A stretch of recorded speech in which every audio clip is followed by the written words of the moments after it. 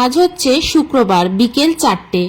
Ayan office থেকে আসার সময় জাজবেক থেকে কেক নিয়ে এসেছে, ফ্রুট কেক। তো ওটা আমি আনতেই ওকে বলেছিলাম সকালবেলা চায়ের সাথে খাবো বলে, কিন্তু নিজে নিজে পাকামো করে পেস্ট্রিও নিয়ে এসেছে। আমি একদমই পেস্ট্রি খেতে এখন খুব একটা ভালোবাসি না। তা আমি ওকে বললাম যে তুমি পেস্ট্রিটা এনেছো কেন, এত মিষ্টি? তা বললো যে তুমি তো সেদিন বলছিলে একদিন। তো একদিন টিভিতে দেখছিলাম কেউ একটা খাচ্ছিল, তো ওই মুহূর্তে আমার দেখে হয়তো মনে হয়েছে যে বেশ লোভনীয়, তো সেটাও শুনে রেখেছে। তো যেহেতু কেকের দোকানে গেছে, নিয়ে চলে এসেছে। তো যাই হোক, এই মুহূর্তে আমার খেতে মোটেই অতটা ইচ্ছে করছিল না। একটা এনেছে তোমার বাটারস্কচ, একটা চকলেট ফ্লেভার। তো 4টে বাজে, আমি না একটু ঘুমোচ্ছিলাম, হট করে দরজাটা খুলেছি, ও এসেছে। চুলটা না একদম সেট করিনি, আর তোমাদের সাথে শেয়ার করব বলে ক্যামেরাটাও ওপেন করে খাওয়া স্টার্ট করেছি।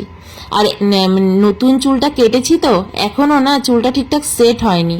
তো আমি একটুখানি চুলটা আশ্রয় এলাম, কারণ তোমাদের সামনে আসছি ওরম বিচ্ছিরিভাবে। তো যাই হোক, পেস্ট্রিটা তো খেয়েছি, কিন্তু মানে মারাত্মক মিষ্টি।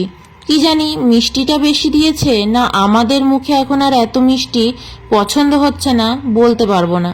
তো আমি দুটো পেস্ট্রি একটু একটু করে ট্রাই করলাম, আর তার সাথে ওকে বলেও দিলাম আর জীবনে এনো না, এত মিষ্টি খেতে পারবো না।